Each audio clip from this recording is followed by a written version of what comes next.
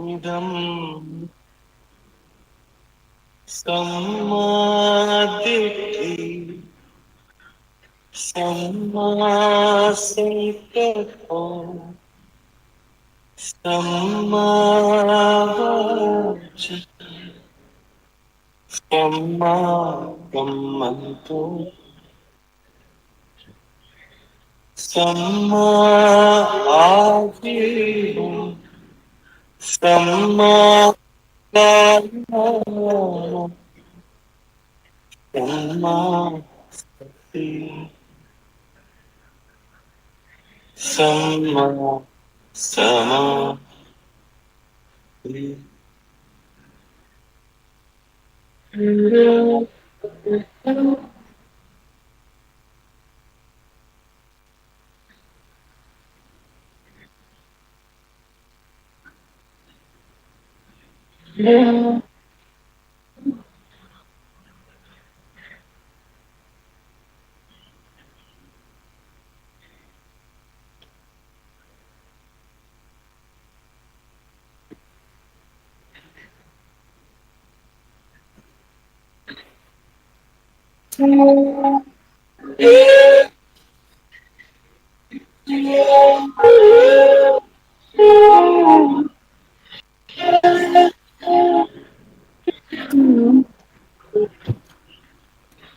อิดัมโอปันติเวทุกขังมริยสัจจังชาติปิทุกขาจราปิทุกขาวาปิทุกขามรณปิทุกขังอัปปิโยสัมปโยโกทุกโขปิเยวิปโยโกทุกโขยัมปิจัมโนลภติตัมปิทุกขังสังคิเตปัญจุปาทานขันธาทุกขาอิดัมโคปนะภิกขุเนขอความนอบน้อมของข้าพเจ้าจงมีในองค์สมเด็จพระสัมมาสัมพุทธเจ้าพระธรรมเจ้าตลอดถึงพระสังฆเจ้าทั้งหลายในสากลโลกนี้ขอถวายความเคารพนับถือท่านพระครูสมุวิศวัตรเจ้าวาดวัดฝ่ายหินตลอดถึงพระเถรานุเถระเจ้าคณะพระสังฆาธิการทุกรูปทุกท่านตลอดถึงพระหนุ่มเนนน้อยที่รับฟังรายการนานาสาระธรรมะยามแรงณสถานีวิทยุวัดฝ่ายหิน 104.5 แห่งนี้ซึ่งทุกวันพุธนั้นเวลา 6 โมงแรงจนถึง 1 ทุ่มโดยประมาณทางอาตมาภาพได้รับความเมตตาจิตเมตตาธรรมจากท่านพระครูสมุวิศวัตรได้มาเป็นองค์ธรรมกถึกหรือเอายิบยกสาระในทางพระพุทธศาสนาเล็กๆน้อยๆมามาจ๋ากับท่านพ่อแม่พี่น้องท่านผู้ฟังที่อยู่ทางบ้านซึ่งรับฟังทางสถานีวิทยุของวัดฝ่ายหินแห่งนี้ซึ่งในวันพฤหัสพ่อแม่พี่น้องท่านทั้งหลายก็จะได้มาพบกับอาตมาภาพพระครูสุตตะพัฒโนดมเจ้าคณะตำบลแม่สาเจ้าวาดวัดดอนใจ ตำบลแม่สามอำเภอแม่ริมจังหวัดเชียงใหม่ได้มาเป็นองค์เทศตลอดจนถึงมาบรรยายธรรมะตามรายการว่านานาสาระธรรมะยามแรงบรรยายธรรมให้กับพ่อแม่พี่น้องผ่านสถานีวิทยุ ของวัดฝ่ายหินแห่งนี้ในวันนี้นั้นถือได้ว่าเป็นวันที่9เดือนกรกฎาคมพุทธศักราช2568วันนี้เราบอกว่าเป็นวันดาเนาะวันดาอย่างใดนั่นก็คือวันพรุ่งนี้เป็นวันอาสาฬหปูชาพ่อแม่พี่น้องที่อยู่ทางบ้านก็เตรียมดาเข้าดาของเก็บเข้าตอกดอกไม้ ตลอดจนถึงแปลงข้าวต้มแปลงข้าวหนมห่อนึ่งพ่องทำอาหารเพื่อจะมาวัดในวันพรุ่งนี้บางคนบางท่านก็ลำลึกคิดถึงดวงจิตดวงวิญญาณตลอดจนถึงผู้มีพระคุณทั้งหลายอันหมายมีบิดามารดาครูบาอาจารย์ผู้ล่วงลับดับขันไปสู่สัมปรายภพเบื้องหน้า เขาท่านทั้งหลายก็จึงตกแต่งแปลงพร้อมผลพรุ่งนี้ก็จะมีขันข้าวตอกดอกไม้เนาะมาใส่ขันแก้วตั้งสามปู่จากุลพระพุทธเจ้า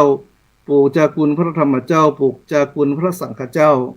และอีกอย่างหนึ่งนั้นเฮาก็มีขันข้าวตอกดอกไม้และขันข้าวน้ำโภชนาอาหารตามบ้านเฮาที่เพิ่นบอกว่าจะตานขันข้าวฮื้อกับยาติโกโหติกาเราบอกว่าเจ็ดเจนข้าวกูลเป็นเก้าเก้าเจนข้าวกูลเป็นแดนแสนเจนข้าวกูลเป็นหมายที่เฮามองกันว่าเจ็ดชั่วโคตรนั่นแหละนะท่านทั้งหลายนะบางทีบางท่านเราลำลึกคิดถึงคนที่เสียชีวิตลงไปเป็นผู้มีพระคุณของเฮาบอกว่าจะเป็นบิดามารดาครูบาอาจารย์ก็ดีญาติใกล้ชิดมิตรสหายเฮาวันพรุ่งนี้ก็เป็นวันอาสาฬหปูจาเฮาก็บอกว่าเป็นวันเข้าพรรษาของคนบ้านก็จึงมาตามกันเข้าก่อนในวันพรุ่งนี้อย่างอาตมาภาพอยู่วัดดอนใจอำเภอแม่ริมจังหวัดเชียงใหม่นี่เฮาก็บอกว่าประเพณีของพี่น้องตั้งอำเภอแม่ริมนี้เฮาก็บอกว่าอาจจะเป็นบ้านนอกหน่อยเนาะ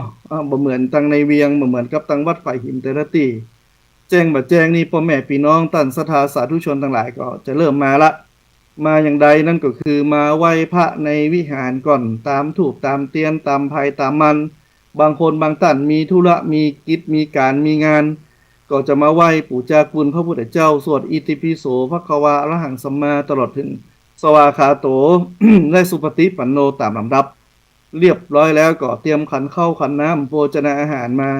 ตานขันข้าวเนาะวันพรุ่งนี้ทางทรัพย์ต่างทุเจ้าเขาก็บอกว่าน้ำนองวันพรุ่งนี้นะเพราะว่าพ่อแม่พี่น้องท่านญาติโยมทุกคนทุกท่านก็มาหวนลำลึกนึกถึงคุณงามความดีตลอดจนถึงความกตัญญูกตเวทิตาที่เราต่อมีต่อบุพการี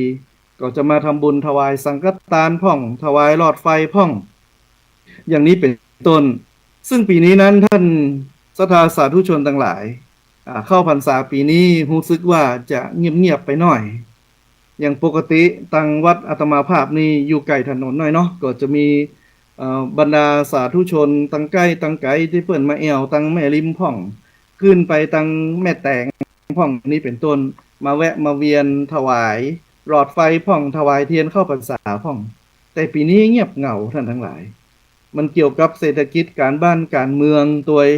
อีกอย่างหนึ่งนั้นท่านศรัทธาสาธุชนทั้งหลายอย่างที่เฮาบริโภคสื่อกันไปบางคนบางท่านอาจจะเกิดใจอ่อนอย่างนี้เป็นต้น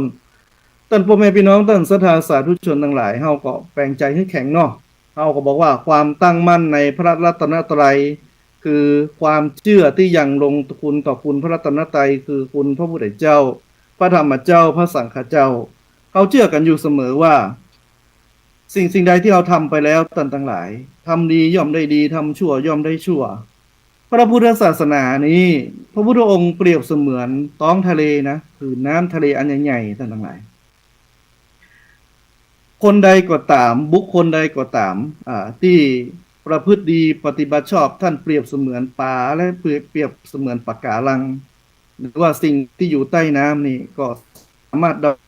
ำรงอยู่ในทะเลได้แต่คนไหนก็ตามพ่อแม่พี่น้องท่านศรัทธาสาธุชนทั้งหลายบอกว่าจะเป็นคนบ้านก็ดีจะเป็นทุเจ้าพระนายก็ดีใครก็ตามที่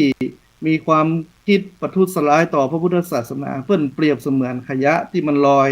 อยู่บนผืนทะเลบวันใดวันหนึ่งน้ำทะเลนี่ย่อมปัดขยะนั่นเข้าฝั่งตามลำดับฉันใดในพระพุทธศาสนานั้นอย่างเฮาท่านทั้งหลายได้หันพ่อแม่พี่น้องก็บอกต้องใจอ่อนยังบริโภคสื่ออย่างไปแล้วเฮาตั้งสัจจะอธิษฐานว่าเฮาเกิดมาเป็นเจ้าพุทธโชคดียิ่งแล้วเฮาได้เกิดมาเป็นเจ้าพุทธโชคดียิ่งแล้วที่เฮาได้พบพระพุทธศาสนา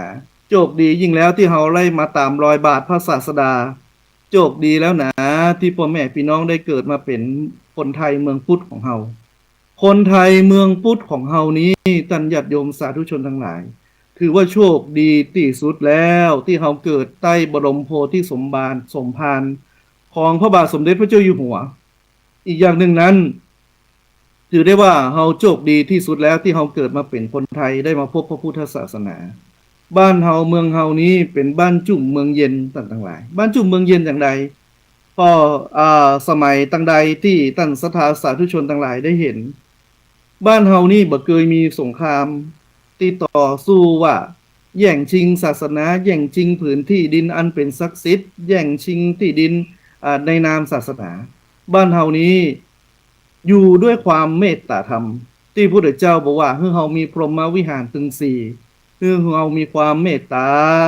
มีความกรุณา มีความมุทิตา มีความอุเบกขา เมตตาก็หันภัยตั้งใดก็ดีต่างสลายหันทรัพย์หันสิ่งจิตใจคนเฮานี่ที่อยู่ในบ้านอันประเทศไทยบ้านไทยเมืองพุทธของเฮานี้ เป็นคนที่มีเมตตาธรรมลูก เขาลองพอสังเกตดูต่างหลายขอทานในประเทศเขมรเขาจะลองเสพข่าวย้อนข่าวไปใน2-3 อาทิตย์ที่แล้ว ขอทานในประเทศเขมรนี่คนทุกคนอยากนี่มาเป็นขอทานเมืองไทยหมดต่างหลายเหตุใดเป็นอย่างนั้น ก็เพราะบอกว่ามีนักข่าวเนี่ยตลอดจนถึงมีตำรวจไปยับเนี่ยยับขอทานเขมรนี่นะท่านทั้งหลายยับ2-3 รอบก็เอาไปส่งเดือน 2 เดือนเข้ามาก็ไปยับเป็นคนเก่าหะเมาะยับเรียบร้อยแล้วก็เอาไปส่งปิกบ้านมาเป็นคนเก่าก็ยับหะเมาะท่านทั้งหลายพระที่เก่าตำรวจนี่ก็เลยถามว่าโหยังใหญ่ปะล้ำปะเหลือยับแล้วก็เอาไปส่งที่ประเทศเขมรแล้วยังปิกเข้ามาอยู่ ขอท่านเขมรบอกว่าใหญ่ท่านทั้งหลายมันบอกว่าบ้านเปิ่นนี่คนบ่ใจบุญสุนทานต่อคนไทยว่ะคนไทยนี่เป็นคนที่มีเมตตาธรรมหันภัยก็เกิดความสงสาร ความมุทิตา เมตตามีความกรุณาต่อสรรพสัตว์ต่อคนต่อเพื่อนร่วมโลกหันภัยตกละกรรมลำบากก็ออกมาช่วยเขาจึงบอกว่าคุณสมบัติธรรมของเฮาเนี่ยความเมตตาความกรุณาของเฮาเนี่ยมีความมุทิตาพอยินดีและมีความอุเบกขานี้ต่างๆหลายเป็นสิ่งที่สำคัญที่สุดเนอะในสมัยปัจจุบันเพราะว่าอย่างที่ท่านทั้งหลายได้เห็นว่าข่าวที่มันออกในสังคมปัจจุบันนี้ท่านทั้งหลายเขาวางเฉยพ่องบอกว่าจะเป็นข่าวการเมืองก็ดีข่าวตุเจ้าพระนายก็ดีข่าวที่อื่นตะตีไก่พระเจ้าจึงบอกว่ามีอุเบกขาธรรมนั่นก็คือมีจ้างมันเถอะสิ่งใดจะเกิดปล่อยมันเกิดไปตามเวรไผ่กรรมมันว่าจะอันนะเพราะฉะนั้นแล้วตามหลักในทางพระพุทธศาสนาเขาจึงบอกว่าบาปนี้จึงเป็นต้นทุนบุญจึงเป็นกำไรของเขาเหตุไฉนจึงบอกว่าบาปเป็นต้นทุนบุญเป็นกำไรเพราะว่าต้นทุนของคนเฮานี้ท่านศรัทธาสาธุชนทั้งหลายเกิดมาบ่เท่ากันนะบาปนี้จึงเป็นต้นทุนของเฮาบางคนเกิดในติดีพ่องเกิดเป็นคนทุกข์คนยากคนกันพ่องเพราะว่าเนี่ยจัดแล้วที่แล้วเฮาอาจจะคิดว่าเฮามาทำบุญเกิดมาเนี่ยบางคนก็ทุกข์บางคนก็ยากตามหลักทางพระพุทธศาสนาแล้วก็บอกว่าคนที่เกิดมาทุกข์คนที่เกิดมายากนี้ก็เพราะว่าจัดแล้วนั้นบ่ได้บำเพ็ญทานคนไหนที่บ่มีคนนับถือตลอดจนถึงมีสติปัญญาน้อยคนบอกว่าคนนั้นบ่ได้เจริญจิตตภาวนาบ่มีสมาธิคนไหนรูปบ่งามเกิดมาหน้าตาบ่เป็นตี้ละเมาเอาใจคนอื่นคนไก่นี่ต้นทุนในชีวิตใจจัดแล้วเนี่ยเฮาบ่ได้รักษาศีลนี่แหละอย่างนี้เป็นต้นเราจึงบอกว่าบาปนั้นเป็นต้นทุนบุญเป็นกำไรของเราบุญเป็นกำไรอย่างไรเฮาเกิดมาในจากนี้แล้วท่านศรัทธาสาธุชนพ่อแม่พี่น้องที่อยู่ทางบ้านแค่เฮาเกิดมามีอาการครบ32ประการนะมีหูตาดีนะกำอู้กำจ๋าพอได้รูปร่างหน้าตามีแข้งขาสมประกอบมีสติปั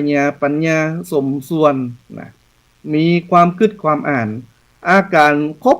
32ถึงหมดถึงมวลนี้ทั้งหลายเราจึงบอกว่าเนี่ยมันเป็นบุญของเฮาแล้วเฮาจะใจบุญนั้นต่อบุญของเฮาใจบุญต่อบุญอย่างไรสิ่งที่เฮาทำง่ายที่สุดบุญในทางพระพุทธศาสนาอย่างที่อาตมาภาพได้กล่าวบอกว่า บุญนั้นเป็นชื่อของความสุขเป็นชื่อของความดีเป็นชื่อของความงามสิ่งใดเราทำไปแล้วเกิดความสุขกายเกิดความสบายใจสิ่งนั้นจึงเป็นบุญและบุญนั้นท่านทั้งหลายเป็นเงาเป็นดังเงาคอยเฝ้าตามติดบุญนั้นเป็นมิตรแก่เฮาในทุกที่ติดตามเฮาไปกุฏิตั้งหลายเปรียบเสมือนท่านบอกว่าฉายาอีวะเปรียบเสมือนดังเงาติดตามตนตัวเฮานี้ไปทุกที่ทุกแห่งมีอย่างขาดอย่างก็ขาดได้แต่ข้าขาดบุญมดบุญละท่านทั้งหลายสิ่งนี้ชีวิตของเฮานั้นจึงอยู่บ่ได้บางคนบางท่านก็บอกว่าอ๋อพ่ออุ้ยนั่นรู้แม่อุ้ยนั่นรู้เกิดมาจากนี้เสี่ยงบุญไปสู่บุญแล้วเนาะก็แสดงว่าตายจากโลกนี้ไปสู่สัมปรายภพเบื้องหน้าตายจากบุญไปสู่บุญอย่างนี้เป็นต้นเพราะฉะนั้นแล้วอาตมาจึงมองบอกว่าบาปนั้นเป็นทุนบุญนั้นเป็นกำไห้ของเฮาและเราใช้ร่างกายที่สมประกอบของเฮานั้นเจริญจิตภาวนาบางคนบางท่านตื่นเจ้าขึ้นมาคือเป็นมงคลเฮาก็บอกว่าเฮากราบพระไหว้พระก่อนนะคนเมืองบ้านเฮาจึงสอนกันอยู่เสมอว่าคือเฮาน่ะฮื้อตานก่อนกินอย่างที่สองคือเฮารักษาศีลก่อนไปอย่างที่สามคือเฮาทำใจก่อนนอนอย่างแรกก็บอกว่าฮื้อทานก่อนกินคนเมืองบ้านเฮาจึงมองบอกว่าเวลาตื่นขึ้นมานี่ทั้งหลายหนึ่งเข้าเสร็จเรียบร้อยแล้วเฮาจะฮื้ออะไรอย่างเฮาจะกินอะไรอย่างก็ตามเฮาฮื้อตานให้ก่อนตานอย่างใดเจ้ามาพ่อแม่พี่น้องลองพอเถอะคนเฒ่าคนแก่ป้าอุ้ยแม่มอนของเฮาลุกเมื่อเจ้านึ่งเข้าแล้วละก่อนที่จะกินก็ดีเอาเข้าใส่พระเจ้าก็ดูแปลงเข้าปั้นน้อยๆใส่กุลปุจจากุลพระพุทธเจ้าในบนหิ้งพระก่อนเอาน้ำเข้าเติมอย่างนี้เป็นต้นเราจึงมองบอกว่านี่เป็นการฮื้อทานก่อนกินเพราะอย่างใดเราจึงทำอย่างนั้นเพราะว่าเป็นการคัดเก่าจิตใจของเราคัดเก่าจิตใจของเรานี้คือมีความที่อาตมาว่ามีความเมตตามีความกรุณามีความมุทิตาพอยินดีและอีกอย่างหนึ่งนั้นเป็นการสอนคือเรานั้นเอื้อเฟื้อเผื่อแผ่ต่อพระเจ้าพระสงฆ์เอื้อเฟื้อเผื่อแผ่ต่อคนรอบข้างบางทีพ่ออุ้ยแม่อุ้ยก็จะมีกุศโลบายในการสอนลูกสอนหลานหนึ่งเข้าเสร็จเรียบร้อยก็บอกไอ้น้อยมึงกำเข้าขันเข้านี้เหรอไปฮื้อแม่อุ้ยกำเอาน้ำไปฮื้อแม่อุ้ยกำฮื้อละอ่อนกำไปจากนั้นแล้วไปถึงหิ้งพระในสมัยอาตมาภาพเป็นน้อยๆเป็นละอ่อนน้อยเนี่ยแม่อุ้ยอาตมาก็บอกอย่างนี้มาไอ้น้อยกำขันเข้ากำถาดเข้าถาดน้ำมาตัวแม่อุ้ยมาเนอะเดี๋ยวแม่อุ้ยเอาสตังค์ฮื้อแต่ก่อนฮื้อ5 บาทเขาก็ถือว่านักเสี่ยงตีแล้วเนาะเพิ่นเอาฮื้อเฮา5 บาทเขาก็กำไปตัวโอ้ดีใจแม่อุ้ยจะฮื้อ5 บาทสอนเฮาอย่างอี้ไปถึงแล้วแม่อุ้ยก็บอกเอาขันเข้ามาฮื้อแม่อุ้ยถาดเข้าน่ะแม่อุ้ยย่งขึ้นปูจาพระเจ้ากำปูจาเข้าพระเจ้าก็อิมังสูปะพยัญชนะสัมปนังสาลีนังโภชนานังอุทธกังวรังพุทธัสสะปูเจมานะแม่อุ้ยก็ย่งขึ้นหัวประกอบกล่าวกำจุ่มของเพิ่นนะ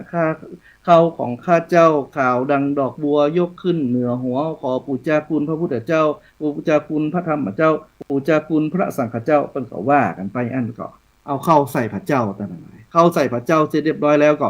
เอาน้ำใส่พระเจ้าเอาดอกโกศลพ่องนะพอดีเอาดอกหมากพ่องต้นหมากต้นปูปูจาคุณพระเจ้าพ่องเอาหันในอันตึงวันตั้งหลายใจเฮามันเกิดน้อมนี่คือเป็นวิธีการสอนลูกสอนหลานพ่อแม่พี่น้องที่อยู่ต่างบ้านมีลูกสอนลูกมีหลานสอนหลานก้อยปลูกฝังมันกำเล่กำน้อยทั้งหลายเปิ้นจึงมองบอกว่าไม้ฮื้อสืบไม้คนฮื้อสืบคนไม้สืบไม้คนสืบคนอย่างใดไม้แก่อย่างไม้บงไม้สางมันแก่ไปตายแห้งไปนอไม้ก็บุญขึ้นมาแห่งเฮาก็เช่นเดียวกันทั้งหลายเฮาเป็นพุทธศาสนิกชนเป็นเจ้าพุทธดีก็สอนลูกสอนหลานนะคือปฏิบัติตามแนวทางในทางพระพุทธศาสนาบ่คือพุทธศาสนาเนี่ยสุดซอยไปในจากบ้านเฮาเมืองเฮา ยิ่งสถานการณ์ในปัจจุบันท่านทั้งหลาย อย่างที่ท่านทั้งหลายได้ทราบข่าวได้สืบข่าวตลอดจนถึงได้ฟังกันมา ก็จะหันว่าปัจจุบันนั้นบ้านเฮานี้บ้านเฮาเมืองเฮาจะมีกับพระพุทธศาสนาแล้วท่านทั้งหลาย มีต่างๆศาสนาเข้ามาเบียดเบียนเฮาตัวอย่างนี้เป็นต้นเฮาก็จึงบอกว่าเฮาแปลงใจให้มั่นแปลงใจให้หนิมอย่างนี้จึงสอนลูกสอนหลานคนเมืองบ้านเฮาก็จึงบอกว่าฮือตาลก่อนกินฮือตาลก่อนกิน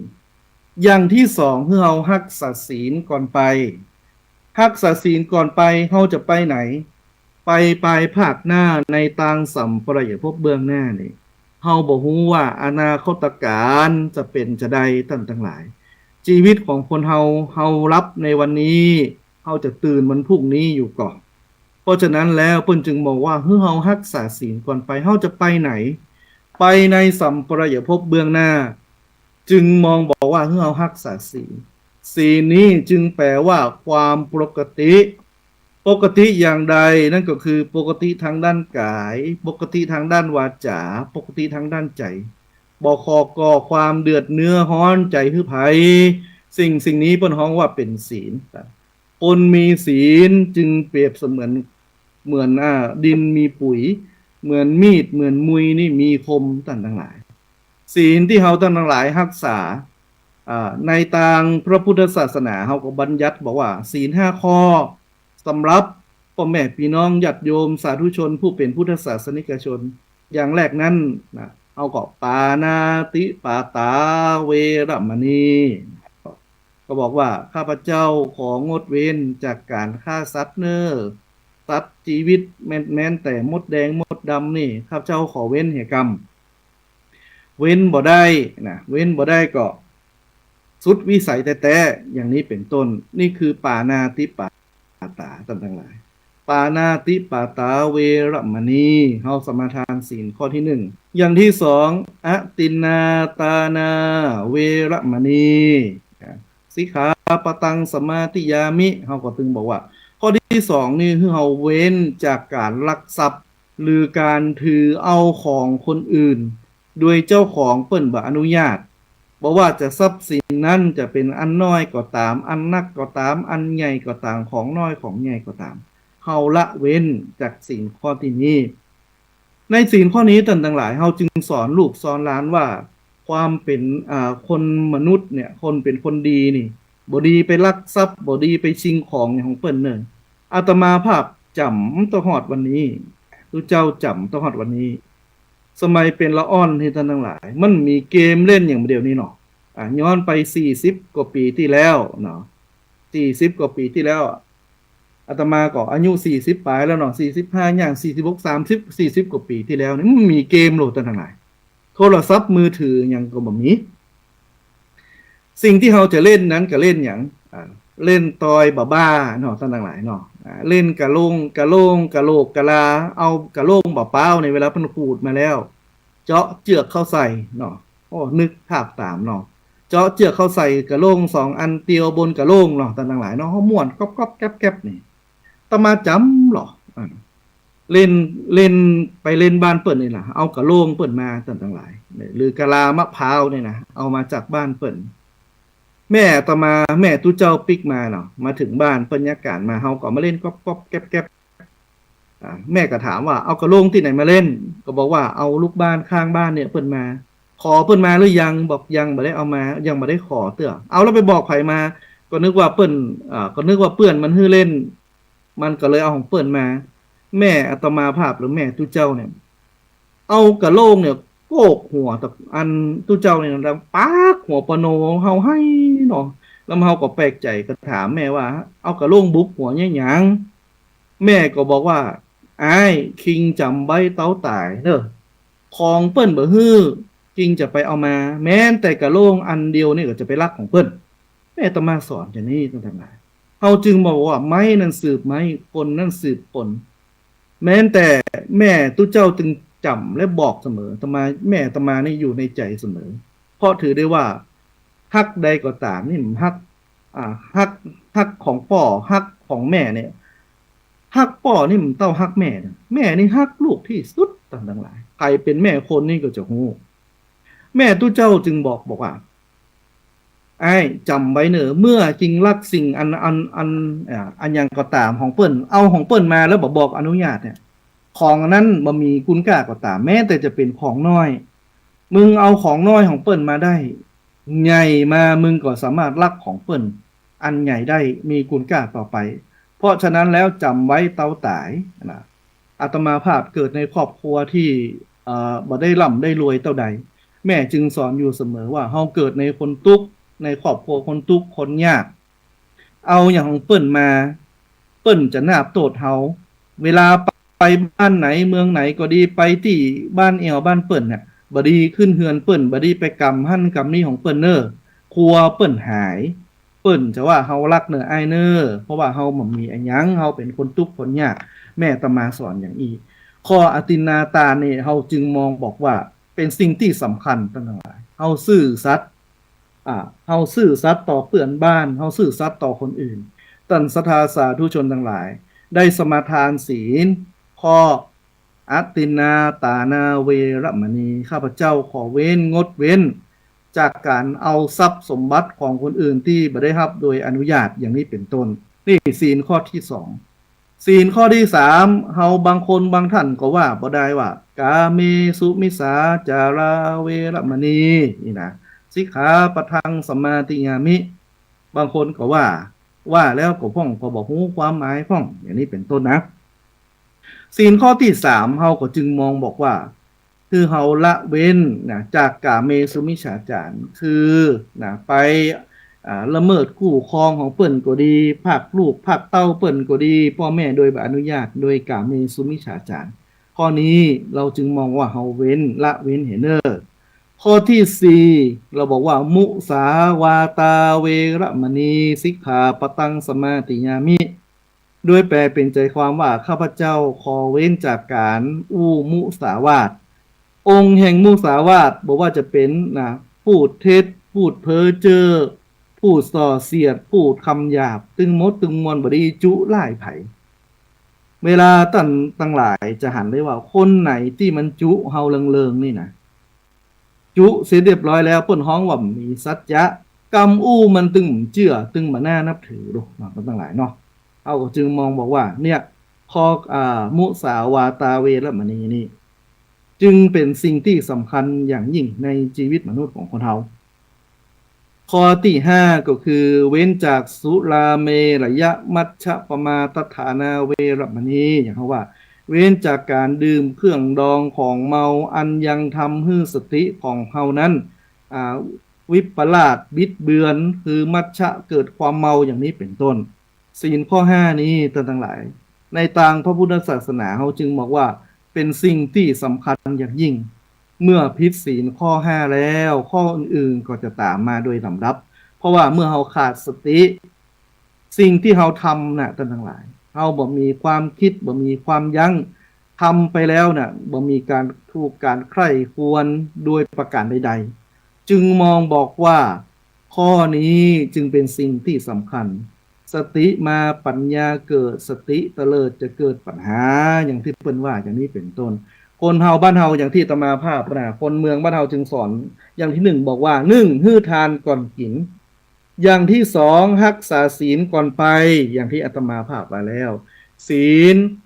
ยังเป็นปัจจัยของเฮาเป็นการคุมกายคุมวาจาคุมใจของเฮาคิดดีพูดดีทำดีเป็นศีลเป็นพรสูงสุดบ่มีพรเทพหรือพรมนุษย์ประดุจความดีที่เฮาต้องทำคนเดียวนี่ต่างๆหลายเมื่อเฮารักษาศีลก็จะเป็นคนที่น่านับน่าถือตาแก่คนที่ใกล้ที่เปิ้นได้หันเฮาก็ดีคนเปิ้นก็จะบอกว่าโอ้คนนี้มีศีลมีธรรมอย่างนี้เป็นต้นพอเฮาสอนว่าอย่างนี้ว่า1เฮาฮื้อทานก่อนกินอย่างที่2เฮารักษาศีลก่อนไปอย่างที่3ฮื้อเฮาทำใจก่อนนอนฟังไว้เด้ออย่างที่1ฮื้อทานก่อนกินรักษาศีลก่อนไปทำใจก่อนนอนทำใจก่อนนอนอย่างไรนั่นก็คือเวลาก่อนนอนนี่พ่อแม่พี่น้องท่านศรัทธาสาธุชนท่านผู้ฟังรายการอยู่ทางบ้านก็จะหันได้ว่า ก่อนนอนนั้นเราจะกราบหมอนบางคนก็กราบ3 ครั้งบางคนก็กราบ5 ครั้งแต่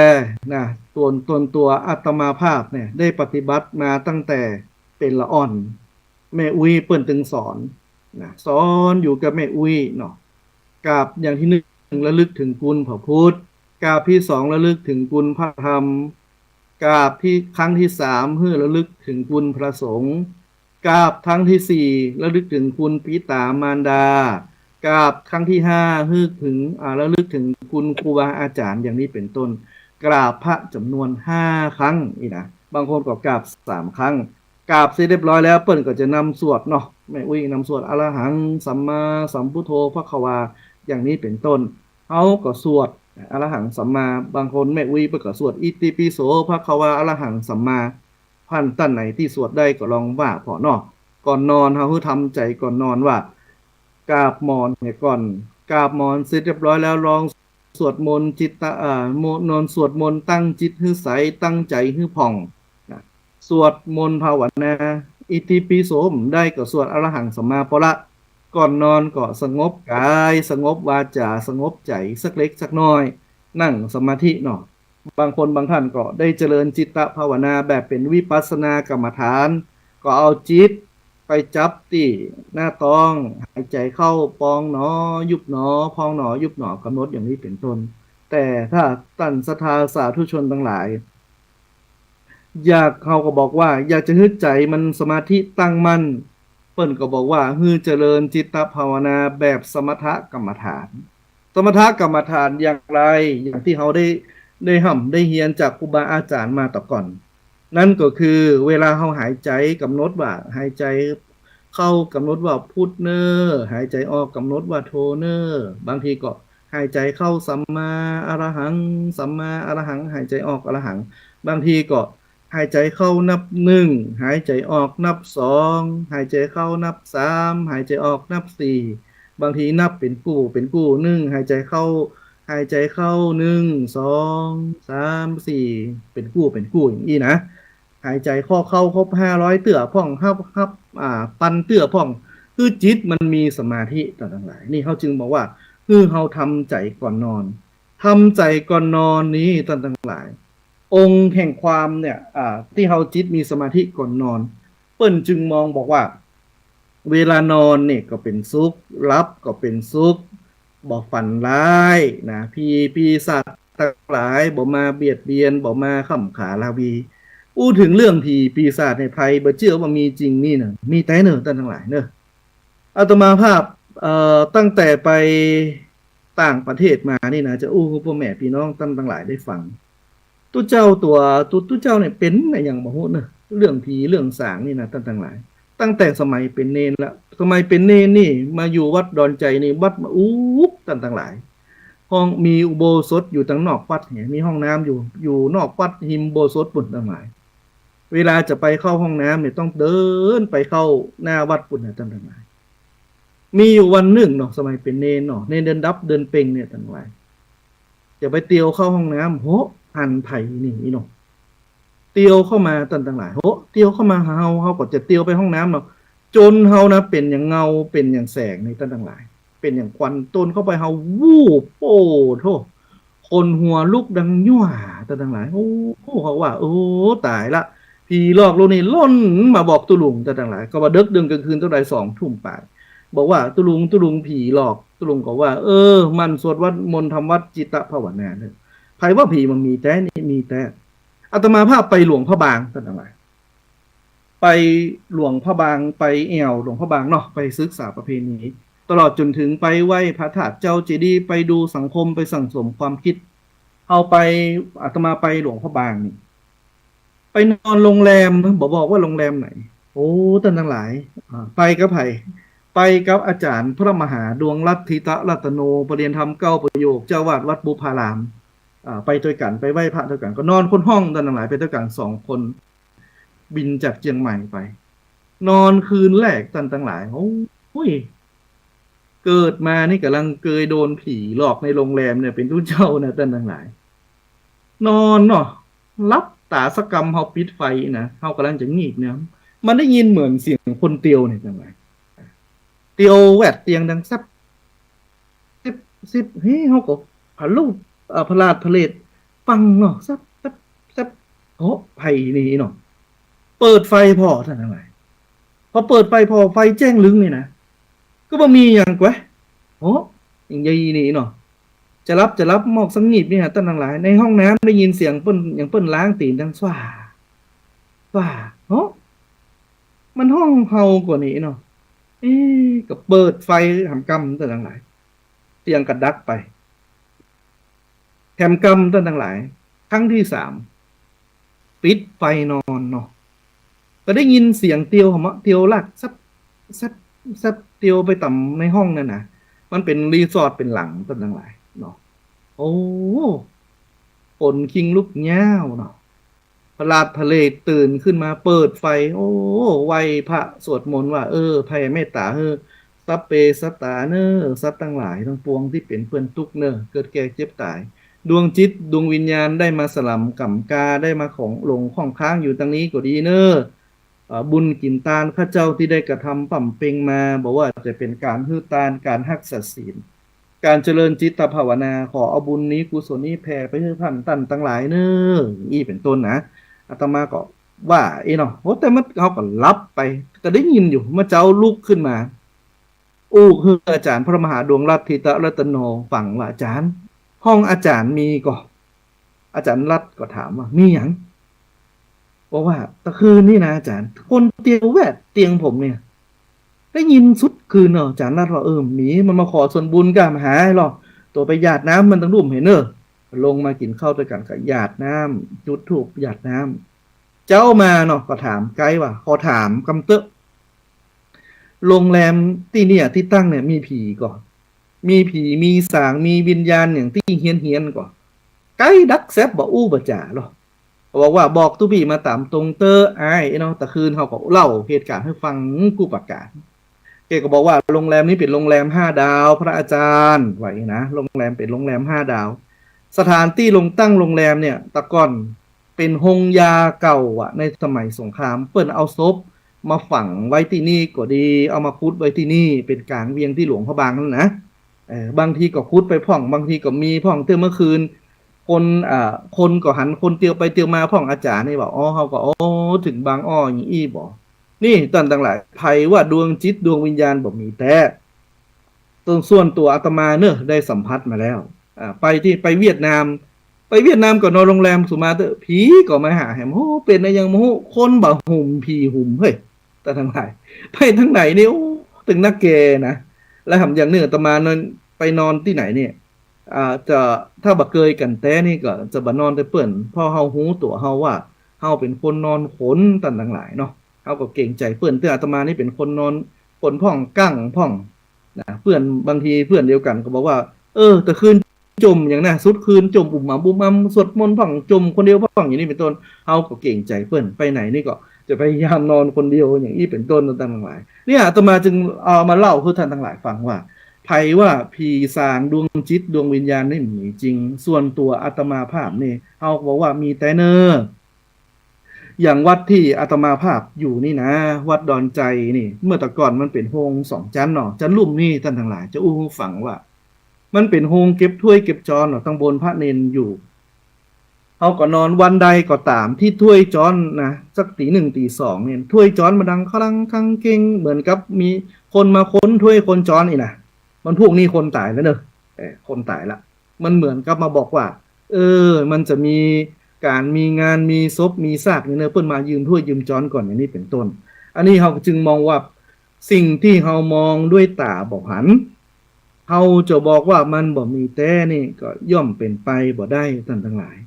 จึงเพราะฉะนั้นแล้วเราเชื่อมั่นในทำดีได้ดีทำชั่วได้ชั่วสิ่งนี้แน่นอนท่านทั้งหลายบุญกรรมต่างหลายเนี่ยมันมีเจ้าของแม้แต่กรรมก็ตามแต่ต่างหลายจะตามตัวติดตัวตันเฮาเนี่ยเปิ้นจึงมองบอกว่ากรรมนี่นะซื่อสัตย์ที่สุดเป็นศาลที่มีความซื่อสัตย์ที่สุดแม้นว่าศาลอาญาก็ดีศาลแพ่งศาลแขวงศาลที่อื่นที่ไกลนี่เฮาบอกว่าศาลผู้พิพากษาต่างหลายต่างๆนานา บางทีอาจจะมีความลำเอียงไปสักเล็กสักน้อยเนาะบางทีอาจจะตัดสินใจผิดพลาดด้วยอย่างอื่นก็ดี อาจจะเกิดข้อผิดพลาดสักเล็กสักน้อย แต่สิ่งที่บอกผิดพลาดนั่นก็คือกรรมเวรที่เราได้กระทำอยู่ทั้งหลายองค์สมเด็จพระสัมมาสัมพุทธเจ้าพระองค์ทรงตรัสพระบาลีไว้ว่า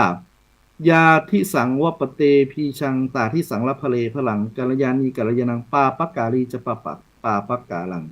แปลเป็นความหมายว่าคนเฮานี่ทั้งหลายว่านพืชเช่นใดย่อมได้ผลเช่นนั้นนะเปรียบเสมือนบุคคลทำความดีย่อมได้ความดีคนทำชั่วย่อมได้ความชั่วสนองผลเอาปลูกเกาไม้ทั้งหลายลองสังเกตดูว่าเกาไม้แต่ละอย่างเฮาปลูกเนี่ยกว่ามันจะพิดอกออกผลนี่ใช้เวลาเมินอยู่เนอะบางทีเป็น3 ปีบางที5 ปีอย่างนี้เป็นต้นการทำคุณงามความดีเฮาก็เช่นเดียวกันบางคนก็น้อยใจว่าโอ้ใส่บาตรตึงวันทุเจ้าเหยพาธนาฮื้อถูกหวยพาธนาฮื้อได้โจกได้ลาภนี่บุญปบกรรมบุญปบจูรู้นะบุญจะมีแต่อยู่ก่อกรรมจะมีแต่อยู่ก่อสิ่งศักดิ์สิทธิ์จะมีแต่อยู่ก่อบางคนก็เกิดความลังเลสงสัยในทางพระพุทธศาสนาจึงบอกว่าเป็นวิจิกิจฉาความลังเลสงสัยเมื่อลังเลสงสัยอย่างนี้นะท่านทั้งหลายบุญมันบ่เกิดเนอะบุญบ่เกิดบุญจะเกิดได้3 คณะในคณะที่ฮือตานเขาบอกว่า1ปุพพเจตนาอย่างที่2มุนจนะเจตนาอย่างที่3อัปปลาประเจตนาอย่างแรกเขาบอกว่าปุพพเจตนาก็คือก่อนฮือตานเนี่ยท่านทั้งหลายใจเขาตั้งมั่นว่าตั้งใจจะฮือละบุญมันเกิดต่อนนั้นละมีจิตใส่ใจพ่องในขณะก่อนที่จะฮือตานมีความยินดีที่จะฮือตานแล้วคณะอย่างที่2คณะที่เขาฮือตานย่งยอตานก็ดีฮือพระเจ้าพระสงฆ์ญาติน้ำใจมันปีติใจมันอิ่มเอมใจมันยินดีนี่เอาก็จึงบอกว่ามุนจนะเจตนาในคณะที่จะทำใจเฮาเนี่ยเกิดความสุขบุญมันเกิดต่อนนั้นหลังทำก็คืออัปปลาประเจตนาหลังทำไปแล้วกึดถึงมาวันนี้ได้ไปตานขันเข้าขันน้ำโภชนะอาหารคือป่อคือแม่มายินดีต่างๆหลายยินดีกับสิ่งที่เราทำเราจึงมองบอกว่า3อย่างเจตนาก่อนให้คณะให้หลังให้ถึง3อย่างเนี่ยเมื่อมันครบถึง3อย่างบุญมันเกิดอย่างนี้เป็นต้นเดี๋ยวอาตมาภาพจึงมองบอกว่าไผ่บอกว่าสิ่งศักดิ์สิทธิ์บ่มีจริงพูดผีปีศาจดวงจิตดวงวิญญาณบ่มีบาปบุญบ่มีเป็นมิจฉาทิฏฐิเนอท่านทั้งหลายเนอจงจำฟังกรรมเอาไว้ว่าบุญมีบาปมีกรรมมีถึงแม้นว่าบุญที่เราทำมันจะตอบแทนสนองผลจ้าหน่อยก็ตามแต่ว่าบุญกรรมบาปเวรนั้นบ่หนีไปไหนแน่นอนท่านทั้งหลายสิ่งนี้มันจะเปรียบเสมือนเป็นเพราะว่าฉายาอีวะก็คือเปรียบดังเงาติดตามตัวเฮาไปทุกภพทุกชาติอย่างนี้เป็นต้นเปรียบเสมือนว่าบุคคลบุพการีของเฮาที่อาตมาภาพได้กล่าวไว้ข้างต้นว่าท่านได้สูญเสียชีวิตลงไปในสัมปรายภพเบื้องหน้าบางทีท่านตกละเวเหหนตกหลงข้องค้างอยู่ในจตุระหว่างอบายทั้งหลายทั้ง4ก็ดีได้กลับกายตายเป็นพีนีเป็นเปรตทุกขเวทเวทนาก็ดีเวลาเฮากินตาลหยาดน้ำแล้วระลึกถึงคุณงามความดีที่เฮาทำน่ะบางทีท่านทั้งหลายบุญกินบุญตาลอาจไปหลอดดึงจุดดวงถึงดวงจิตดวงวิญญาณเปิ้นก็ได้อย่างนี้เป็นต้นเพราะฉะนั้นแล้วในวันพรุ่งนี้นะเฮาก็ถือว่าเป็นวันอาสาฬหปูชาอย่างที่เฮาทราบกันว่าเป็นวันเข้าพรรษาของคนบ้านพ่อแม่พี่น้องตั้งใกล้ตั้งไก่ตั้งบ้านอาตมานี่ก็เตรียมห่อหนึ่งละนะตะกี้ก็เพียววัดเพียววาเพียววิหารกวาดวัดได้ยินขอโทษหน่อยได้ยินเสียงโบ๊ะหลัวพ่องตามแก๊สพ่องกกเขียงปกปกปักปักนะบางทีก็ห่อหอมแวดวัดแวดวาเนี่ยวันพรุ่งนี้จะมาค้อนกันวัดที่เนอห่อหนึ่งเพราะอย่างเฮาก็บอกว่านี่วันพรุ่งนี้บางคนบางท่านก็ระลึกถึงดวงจิตดวงวิญญาณของผู้มีพระคุณทั้งหลายบุพการีทั้งหลายจึงมากินมาตาลขันข้าวน้ำหยาดน้ำเป็นประเพณีทุกปีอย่างบ้านนอกบ้านอาตมาเขานี่ก็จะตาลเข้าภาษาเนาะเข้าภาษาเสร็จเรียบร้อยแล้วศีลใหญ่ศีลดวงทำเตื้อนั่นก็คือ12 เพ็งคือเฮาบอกว่าเป็นวันปุพพะเปตพี เป็นวันปล่อยผีปล่อยเปรตนะเป็นวันปล่อยผีปล่อยเปรตที่มาเยี่ยมบ้านอย่างนี้เป็นต้นนะนี่ครูบาอาจารย์เพิ่นว่าตาลแหมเตือนนั่นก็คือตาลปุ่นออกภาษานะออกภาษาก็ตาล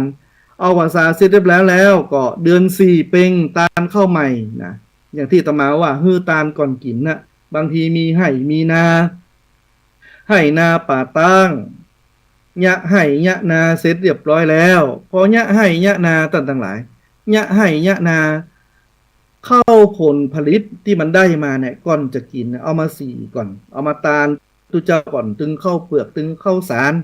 นี่เขาบอกว่าฮื้อตาลก่อนกินบางทีก็ตาลฮื้อป่อฮื้อแม่ยาติโกโหติกาตาลฮื้อแม่ธรณีเจ้าตีเจ้าต่างฮื้อบนได้รับรู้รับทราบแล้วก็ตาลทำกรรมสี่เปงจากสี่เปงเสร็จเรียบร้อยก็ห้าเปงมาฆปูจาหกเปง6 เปงวิสาขปูจาจากวิสาขปูจาแล้วก็ปุ่นเดือนเดือนจีปีใหม่แหมอย่างนี้เป็นต้นนี่เวลาถึงกินตาลเทศกาลอย่างต่างๆเนี่ยเราก็จะระลึกถึงคุณงามความดีของบุพการีของเราอย่างเราบอกว่าเราได้อยู่บ้านดีอยู่ที่กินดีมีให้นาป่าตั้งดีก็เพราะมีบุพการีมีป่อมีแม่มีพี่มีน้องเราที่ล่วงลับดับขันเปิ้นหิไว้หาฮื้อเมื่อมีเทศกาลงานสำคัญในต่างพุทธศาสนาเขาก็บ่ลืมบุญลืมกุลของเขาเจ้าของท่านทั้งหลายมื้อนั้นจึงมากินตาลหยาดน้ำฮื้ออย่างเปิ้นบอกว่าเฮากินน้ำในบ่อเฮาก็จะไปลืมคนขุดบ่อน้ำมือเฮากินอย่างนี้จึงบอกว่าเป็นความกตัญญูอย่างที่สองกตเวทิตาที่เอาฮ้องว่ากตัญญูกตเวทิตากตัญญูแปลว่าหูคุณกตเวทิตานั่นก็หูคุณเพิ่นแล้วก็ตอบแทนเป็นลูกเป็นหลานก็ดีเป็นพ่อแม่ญาติโกโหติกาก็ดีมากินตาลหยาดน้ำคืออย่างนี้เป็นต้นบางทีท่านทั้งหลายสิ่งศักดิ์สิทธิ์ตลอดถึงดวงจิตดวงวิญญาณเขาเจ้าของท่านทั้งหลายอย่างที่อาตมาภาพว่าสิ่งศักดิ์สิทธิ์เหล่านี้มีจริงเนอท่านทั้งหลายมีจริงเราจะหันได้ว่าเวลาเราบนบานศาลเก่าอันอย่างต่างๆนะได้สมใจปรารถนาพ่องก็เพราะว่าสิ่งศักดิ์สิทธิ์พ่องกรรมสัจจะอธิษฐานของเราพ่องอย่างนี้เป็นต้นเอาก็บอกว่าคุณงามความดีบาปกรรมนี่มันมีจริงท่านทั้งหลายอย่าคิดว่าบุญบ่มีบาปบ่มีคิดอย่างอี้นั้นในทางพระพุทธศาสนาท่านถือได้ว่าเป็นมิจฉาทิฏฐิเนอบางคนบางท่านก็เช่นเดียวกันศรัทธาเนี่ยต้องมีความตั้งมั่นในคุณพระรัตนตรัยคือคุณพระพุทธเจ้าคุณพระธรรมเจ้าคุณพระสังฆเจ้าต่างหลาย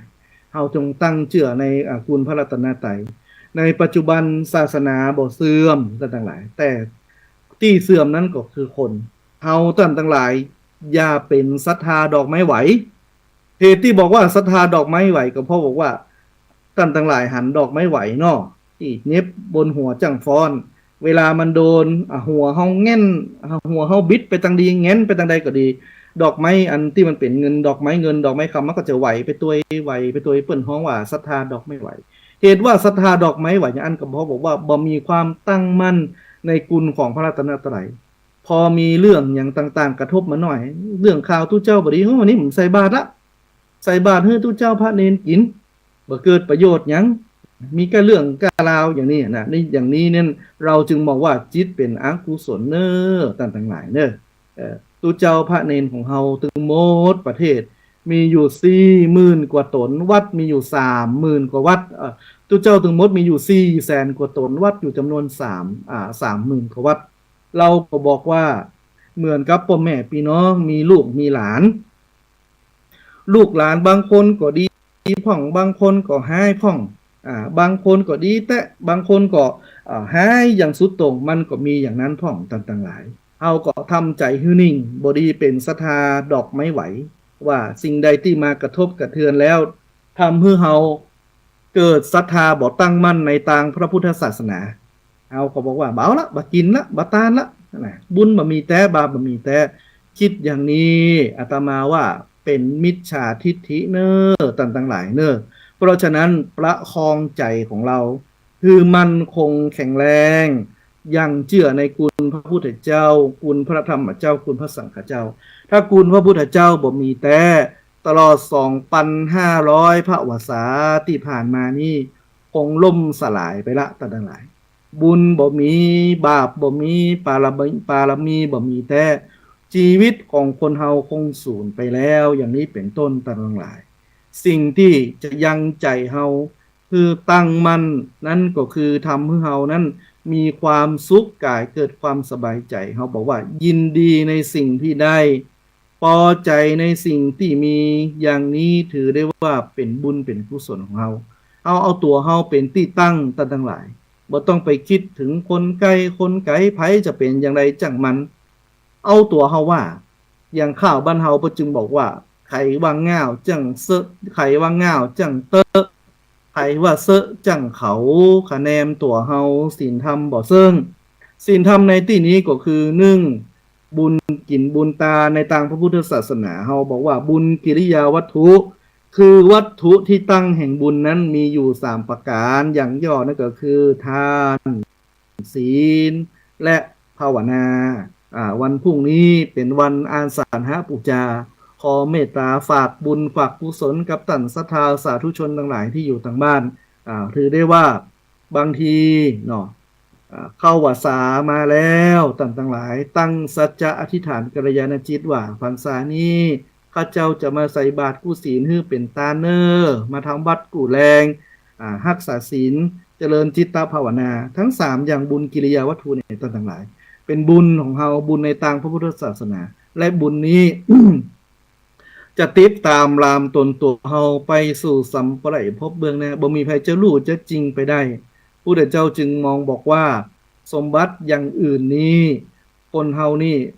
โจรสามารถแย่งชิงไปได้ แต่บุญกุศลนี้บ่มีใครจักแย่งจริงไปได้คนเฮานี่ชีวิตของคนเฮาท่านทั้งหลายบ่มีอย่างกำจูอุดหนุนสมบัติที่เกิดขึ้นในโลกนี้เป็นสมบัติพัดกันชมอย่างข้าวบ้านเฮาเพิ่นบอกว่า คนทุกข์คนจนคนดีคนมีคนให้ย่อมมวยไม่จีวินแม้แต่ตุพะผู้ทะลงศีลย่อมมวยจีวินความหน้าเจ้าอัญญังป่อลุงแม่ป้าแผ่นพระสุธาแตกม้างบะหินบะผาก้อนเต้าหัวจ้างยังบุแตกบ้างเป็นหอยหิหาไปเตอะบ่ท่าไปขอยเงินกล่องเต้าดอยเอาไปบ่ได้ไผก็ตามท่านทั้งหลายสมบัติในโลกนี้เป็นสมบัติพัดกันชมท่านทั้งหลายทำใจเฮาฮื้อหนิมเตียงมั่นทำใจเฮาฮื้อหนิมเตียงฮื้อมั่นคงในไหนมั่นคงในบุญของเฮาเชื่อมั่นในบุญของเฮาอย่างพุทธเจ้าว่าเชื่อมั่นในกรรมไผกรรมมันบุญไผบุญมันทั้งหลายสร้างมาอย่างใดได้อย่างอันสิ่งที่พิษบ่แปลกไปจากเดิมก็คือทำดีได้ดีทำชั่วได้ชั่วแน่นอนตั้นทั้งหลายบ่ท้อสงสัย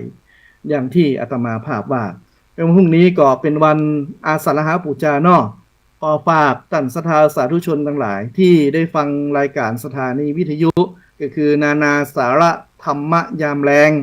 โดยอาตมาภาพพระครูสุตตะพัฒโนดมเจ้าคณะตำบลแม่สาจังหวัดวัดดอนใจได้ยินเสียงนี้แล้วเนาะเราจะมาปะกันเนอทุกวันพุธเวลา6 โมงแรงจนถึง1 ทุ่มโดยประมาณเนาะท่านได้ยินเสียงนี้แล้ววันพรุ่งนี้เป็นวันสำคัญในทางพระพุทธศาสนาเราก็บอกว่าเป็นวันอาสาฬหปูชานั่นก็คือเป็นวันเทศกาลก่อนวันเข้าพรรษาถ้าทางคนเมืองบ้านเฮาเนี่ยเฮาก็บอกว่าเป็นวันเข้าพรรษาคนบ้านอาตมาก็เล่าความสำคัญในวันอาสาฬหปูชาให้ท่านทั้งหลายตั้งแต่อาทิตย์ที่แล้วได้ฟังแล้วเฮาก็บอกว่าปี1พรรษา1ตลอด3 เดือนขอความเมตตาความกรุณาท่านศรัทธาสาธุชนพ่อแม่พี่น้องที่พอมีกำลังที่พอมีศรัทธาตั้งมั่นในคุณของพระรัตนตรัยก็ช่วยกันอุปถากอุปถัมภ์กำจูให้กำลังใจพระให้กำลังใจเนนในไกลวัดไกลวาของเฮาบางวัดบางตั้นตอนเจ้าเพิ่นก็จะมีการใส่บาตรเนาะเฮาพอมีไอ้หยังก็เอาใส่ไปเนาะมีข้าวมีน้ำปูชนะอาหารสนับสนุนพระภิกษุสามเณรเฮาไปเนาะในตอนบ่ายก็จะมีการฟังเทศน์ฟังธรรมอย่างว่าอาตมานี่มีการเทศน์การทำเนาะก็เอาทำข้าวมาเทศน์ให้กับบรรดาท่านศรัทธาสาธุชนพ่อแม่พี่น้องที่มาจำศีลกินทานจากนั้นก็มีการเจริญจิตตภาวนานั่งสมาธิสวดมนต์สวดกรรมฐานอย่างนี้เป็นต้น ก็พ่อแม่พี่น้องตันศรัทธาสาธุชนทั้งหลายที่อยู่ทางบ้าน ก็ไปวัดใกล้บ้านเนอเนาะเขาก็บอกว่าเวลาเฮานี่ใกล้เข้ามาแล้วตันทั้งหลายอายุเสีย45 30 40 50ใกล้เข้ามาเฮาถือว่าเป็นวัยกลางคน60 70เฮาก็บอกว่าเป็นถือว่าเป็นไม้ใกล้ฝั่งแล้วตันทั้งหลายชีวิตของคนเฮานั้นบ่มีใครจะยืนอยู่ดงคงชั่วฟ้าดินสลาย สิ่งที่จะติดตามเฮาไปอย่างที่ตมาภาพว่านั่นก็คือคุณงามความดีที่เฮาได้กระทำเท่าอันทรัพย์สมบัติในโลกนี้เป็นทรัพย์สมบัติพัดกันชมโมดกันทั้งหลายทำใจปรงใจเป็นอนิจจังนะโลกทั้งหลายในโลกนี้บอกมีความบ่มั่นบ่เตี่ยงหูความเหยี่ยงไปมาแม้แต่สังขารเฮาก็ตามตันทั้งหลายอย่างผมบนหัวเฮาก็งอกไปแข่งขาเฮาสุขภาพร่างกายเฮาไปก็ทรุดโทรมไปตามลำดับ นี่เราจึงมองว่าสิ่งเหล่านี้เป็นอนิจจังที่จะเป็นและสิ่งที่จะเป็นที่จังที่เปิ่งของเฮาไปสู่สัมปรายภพเบื้องหน้า นั่นก็คือบุญกุศลที่เฮาได้ทำดังมีพระบาลีรับรองไว้ว่าปุญญานิประโลกัสมิงปฏิฐาหุนติปานินังความว่าบุญเป็นที่เปิ่งเป็นที่จังเป็นที่เปิ่งแก่คนและเทวดาทั้งหลาย ในภพเบื้องนี้และในภพเบื้องหน้าอย่างนี้เป็นต้น วันนี้นะอาตมาภาพได้นำรายการนานาสาระธรรมะยามแรงใกล้ถึงเวลาสิ้นสุดเวลาใกล้1 ทุ่มแล้วท่านศรัทธาสาธุชนทั้งหลายผู้รับฟังรายการที่ได้ยินเสียงนานาสาระธรรมะยามแรงนี้ก็ดีอาตมาภาพขออาจอ้างเอาคุณพระศรีรัตนตรัยคือคุณพระพุทธคุณพระธรรมคุณพระสงฆ์ตลอดถึงคุณงามความดีที่บรรดาท่านศรัทธาสาธุชนทั้งหลายได้กระทำป่ำเพ็งมาในอดีตชาติในปัจจุบันชาติและกำลังกระทำในอนาคตชาติที่จะเกิดขึ้นนี้ขอมาเป็นตบะเป็นเดชะเป็นพระวะปัจจัยโดนบันดาลให้พ่อแม่พี่น้องท่านศรัทธาสาธุชนทั้งหลายได้เป็นผู้ได้พ้นจากภัยเป็นผู้ได้ไกลจากเวรเป็นผู้ได้มีความสุขความเจริญคิดสิ่งใดสมความมุ่งมา่ปรารถนาเน้อบุญกินบุญตานี้มีมากสันใดแล้วไซขอฝากไปเป็นปัจจัยคือท่านทั้งหลายมีดวงตาหันธรรมมีพระนิพพานเป็นที่สุดเหมือนกันกุกคนเนอขอเจริญพรนอบุญรักษาเทวดาคุ้มครองเหมือนกันทุกผู้ทุกคนเนอขอเจริญพร